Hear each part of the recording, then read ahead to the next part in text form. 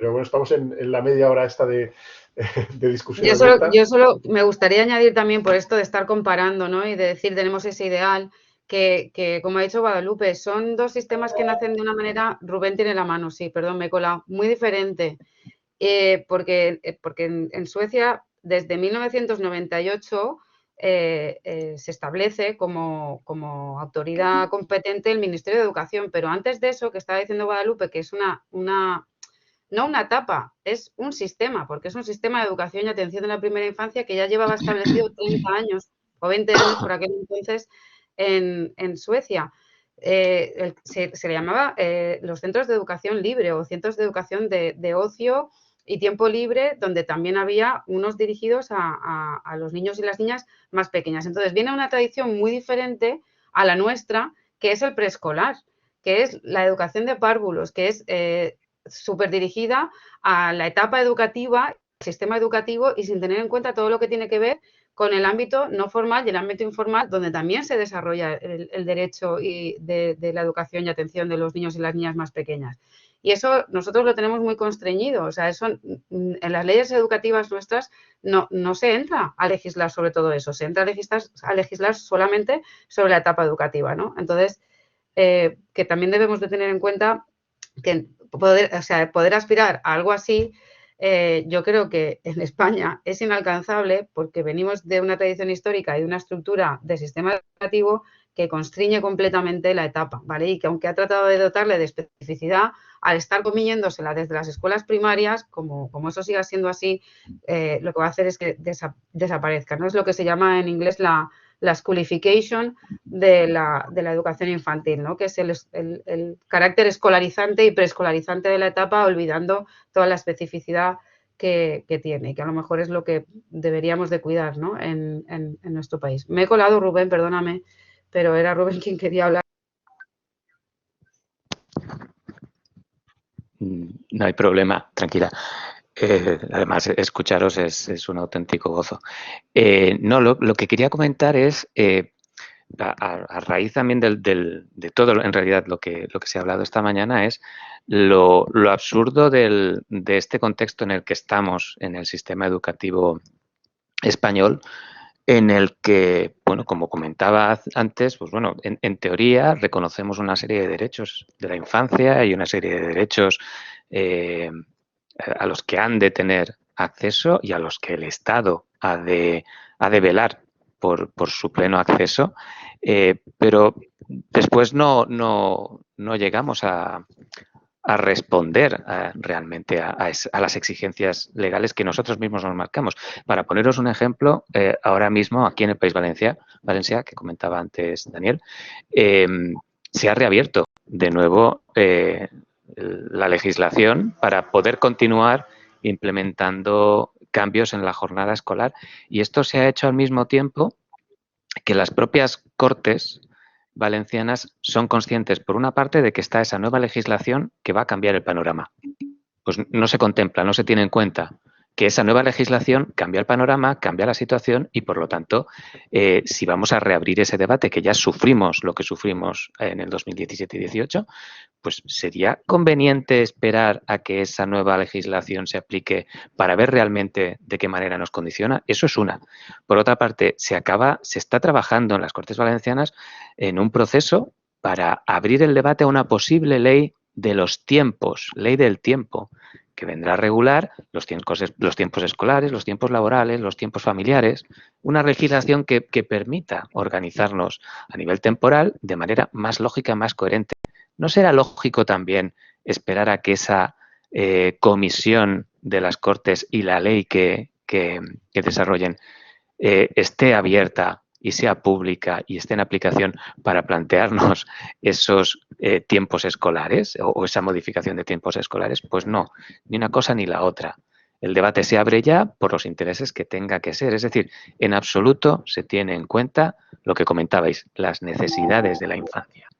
Se tienen en cuenta otra serie de parámetros, por desgracia, que pesan ahora mismo muchísimo más y que todo me hace pensar que seguirán pensando, por desgracia, mucho más, aunque lo ideal sería que no fuese así, que la infancia fuese lo prioritario y lo principal, y a partir de ahí, todo lo que tiene que influirla o afectarla se organizase, porque además generaríamos una sociedad mucho más feliz y mucho más adecuada para todo el resto de ámbitos de edad, de rangos de edad.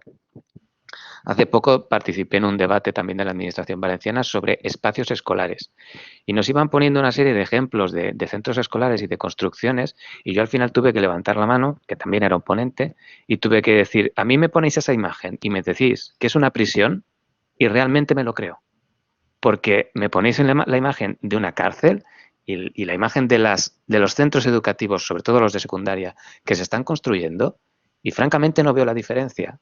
Hasta ese extremo llegamos en tener que decir, pero vamos a ver, ¿en torno a qué idea y para quién o para qué se están organizando estos espacios y estos tiempos?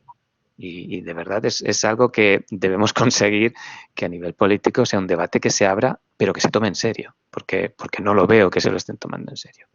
Muchas gracias. Estoy deseando escuchar el resto de ponencias. Muchísimas gracias. Bueno, yo suelo decir absolutamente de acuerdo, Rubén. La Convención de los Derechos del Niño lleva implementada y ratificada en el territorio español desde hace 30 años, ¿vale? 30 años.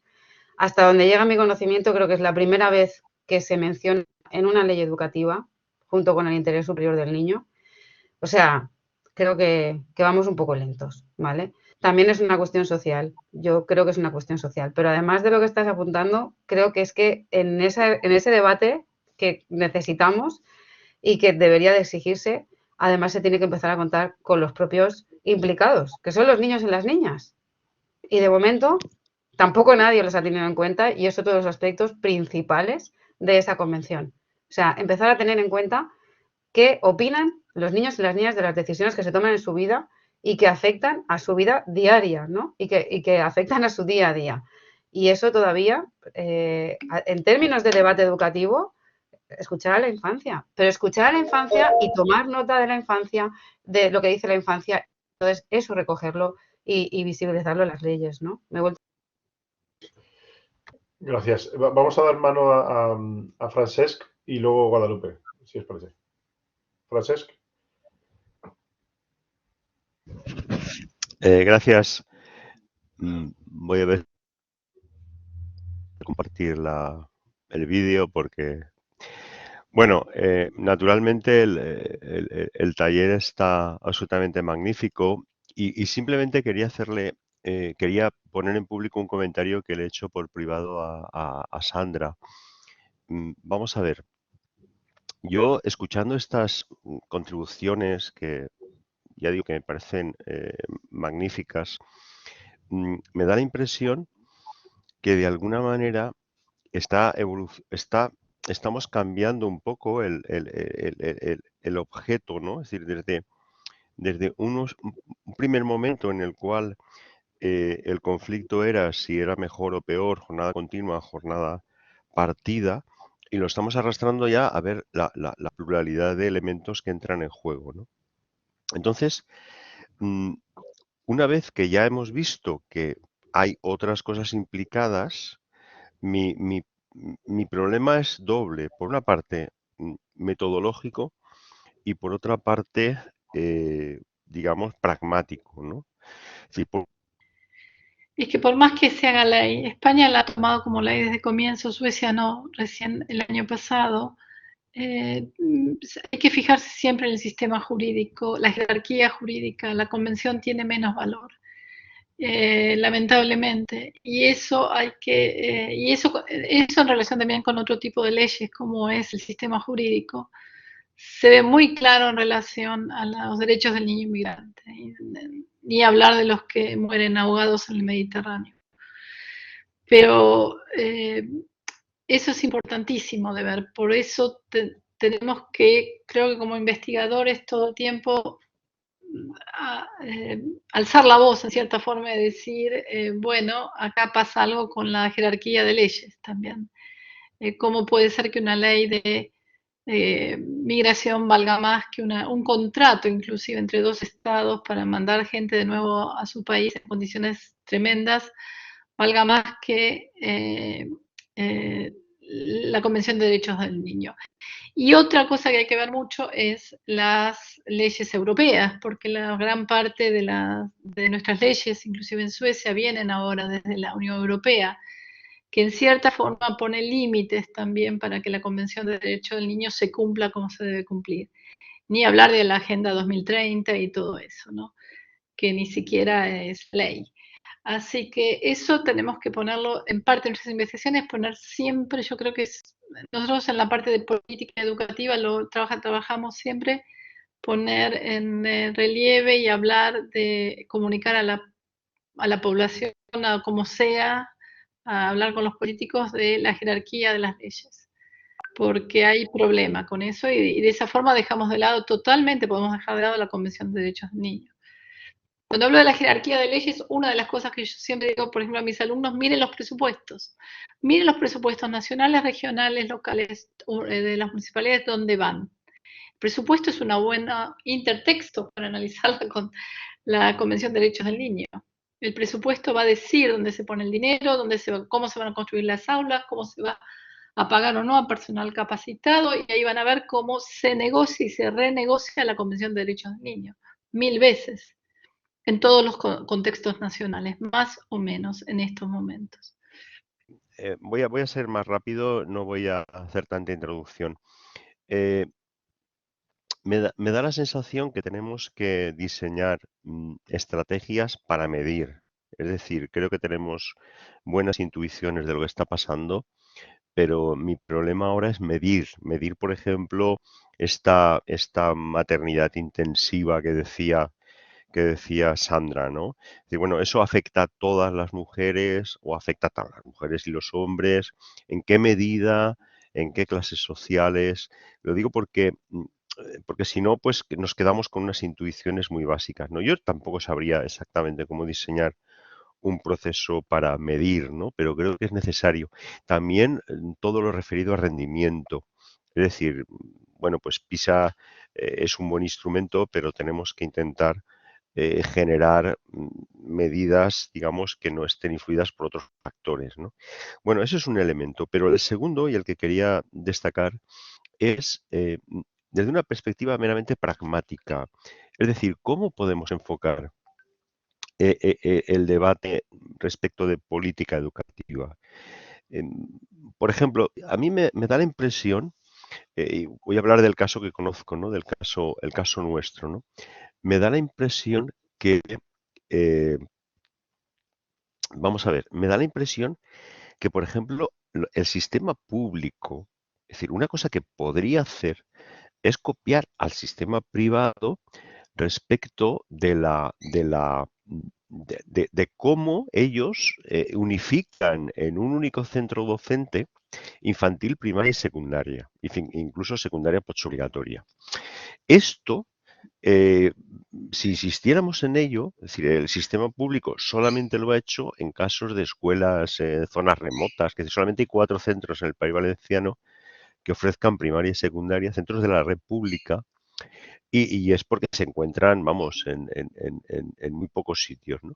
Pero esto obligaría a plantear de otra manera el tiempo de organización de la docencia. Y yo creo que eso es uno de los elementos que están a la base de la reivindicación de los maestros de infantil y primaria de la jornada continua, es decir, por el agravio comparativo con la jornada de secundaria, ¿no? Entonces, por ejemplo, una reordenación de los centros que puede ser meramente formal, pero que ya obliga a repensar la distribución de horarios, perdón, la distribución de tiempos y la distribución de espacios, en la línea de lo que estabais comentando ahora, ¿no? En segundo lugar, el tema de las actividades extraescolares realmente es un mísil contra contra la legitimidad y contra la legitimación de la docencia. Es decir, es así, ¿no? Y entonces el asunto es que creo que se puede intervenir más desde el punto de vista de la política, de la política pública, sobre qué características tienen que tener estas actividades. Es decir, bueno, hay que establecer unos estándares, hay que establecer unos mínimos, hay que orientar la acción, ¿no? No puede ser algo prácticamente a demanda mejor dicho, a oferta de cada centro, de cada entorno.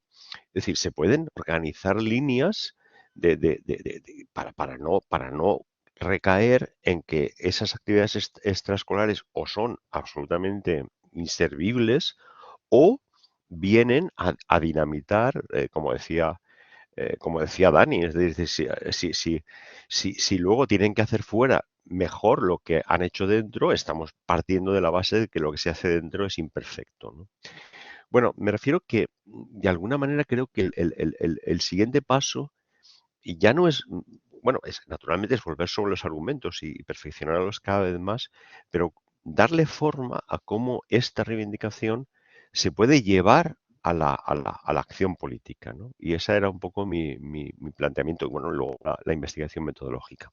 Nada, muchas gracias y como anteriormente, enhorabuena porque me parece que esta iniciativa es magnífica y creo que está a la vanguardia del debate actual del mundo educativo. Gracias. Muchas gracias, Francesc. Ana tenía levantada la mano. Sí, pero muy brevemente porque ya me he llevado mucho tiempo, ¿no? Simplemente un poco aludiendo a lo que plantea Francesc, porque creo que, y era algo que venía pensando toda la mañana mientras escuchaba al resto de participantes, ¿no? Creo que este tipo de debates que entre todos vamos construyendo un hilo que va esclareciendo, ¿no? La complejidad que puede tener una cuestión como la que estamos abordando, deberían de incluir también, pues, toda la comunidad educativa, ¿no? Deberían de bajar, ser capaces de bajar y de transferir un poco o de transferirse a la comunidad educativa. Porque si no, pues al final sí generamos conocimiento, generamos información, pero no logramos que eso se transfiera, como está diciendo Francesc, ¿no? En una cuestión pragmática que es en el día a día cómo podemos hacer que eso contribuya a la mejora, ¿no? O a los cambios que pueden mejorar. Yo lo que sí que me gustaría recalcar es que no podemos pensar, o yo creo que no deberíamos de pensar en un debate o partir otra vez de nuevo en el debate, como históricamente venimos haciendo en nuestro país, a mi modo de ver, sobre todo en política educativa, ¿no? En los debates educativos, que es forjamos la institución y cuando ya hemos pensado en la institución damos, ¿no? O ofrecemos un derecho a la educación. No, tenemos que pensar qué derecho a la educación queremos garantizar y luego qué instituciones, ¿vale? Debemos adaptar y cómo debemos adaptar las instituciones. Porque si volvemos a la institución, el problema que tenemos en este país ha sido siempre eso. O sea, ha sido institucionalizamos a la infancia en una institución concebida de una manera que, desde mi punto de vista, ha cambiado poco desde que se concibió en el Estado español la institución escolar y a partir de ahí tratamos de abastecer y de garantizar el derecho a la educación, que es para mí empezar la casa por el tejado. O sea, no tenemos que hacer una reflexión profunda de cómo queremos garantizar ese derecho a la educación y qué implica, sobre todo en términos de bienestar infantil, y eso parte, para mí, por poner a la infancia en el centro y empezar a debatir a partir de ella, de sus necesidades, de sus opiniones, y entonces construir, y entonces imaginar, y entonces diseñar, ¿no? Y no volviendo a qué institución queremos, cómo la pensamos, sobre todo los docentes, y nos conviene a los docentes, y entonces ya luego adaptamos a la infancia, porque eso será para mí, seguir no teniendo en cuenta las necesidades, la opinión y la participación de la infancia en todo este proceso que creo que es necesaria, ¿no? Muchas gracias, Ana, también. Bueno, creo que Francesc también ha dado ahí dos toques, ¿no? Interesantes. Uno es el cómo medimos, ¿no? El cómo somos capaces de lo que estamos intuyendo, somos capaces digamos, de demostrarlo con datos y somos capaces de universalizar ese análisis. Y ahí yo creo que, bueno, en eso estamos, ¿no? Tratando también de pedir proyectos que nos permitan, ¿no? Abordar este análisis que ya sabemos que es multidisciplinar para poder, ¿no? Para poder calibrar, ¿no? Las cuestiones del aprendizaje, el bienestar, la conciliación, ¿no? Todas estas cuestiones que son complejas y que están interrelacionadas y que hace que haya una madeja, ¿no? Difícil de entender a veces, pero es que tenemos instrumentos complejos de medida o no podremos avanzar, ¿no? Yo creo que ahí la reflexión de Francesc va en este sentido. Y luego la cuestión de la política educativa, pues totalmente de acuerdo. Yo creo que desde el grupo nuestro sí que estamos, por lo menos, ¿no?, rompiendo una lanza a nuestro favor, tratando de hacer estos seminarios para, ¿no?, para poder traer a tierras valencianas, aunque sea de manera virtual, los saberes expertos que hay sobre estas cuestiones, ¿no? Es un foro en el que tratamos de poner en contacto, ponernos en contacto y conocer los trabajos de académicos pues internacionales en este sentido. Y luego también, bueno, hemos hecho las jornadas de clausura del proyecto Time en marzo, que invitamos también a la directora general de Consellería para que pudiera participar de las jornadas. Y, bueno, nuestra idea también es, bueno, aparte de la difusión académica que estamos obligados a hacer, nuestra idea también es poder brindar, ¿no?, lo que vamos aprendiendo, pues obviamente a asociaciones de padres, a la Confederación Gonzalo Anaya, que sabe que nos tiene a su servicio como servidores públicos para ofrecer nuestro conocimiento y nuestro aprendizaje a la organización, ¿eh? Yo creo que lo sabéis de sobra, que podéis contar con nosotros cuando y como haga falta. Y de igual manera también la administración educativa.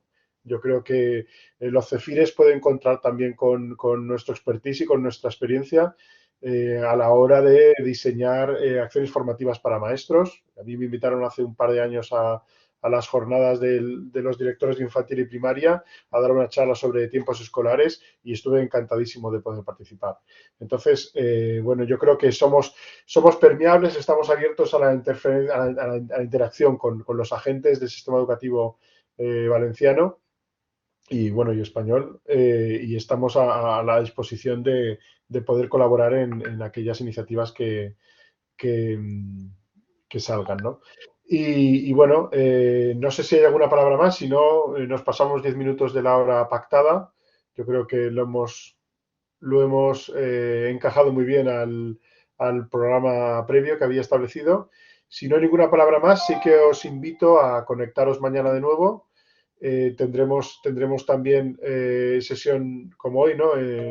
Final de mañana, mediodía, principio de tarde. Y bueno, también habrá un espacio al final para continuar el debate que tenemos hoy. Pues nada, si no tenéis más cuestiones, muchísimas gracias y nos vemos mañana.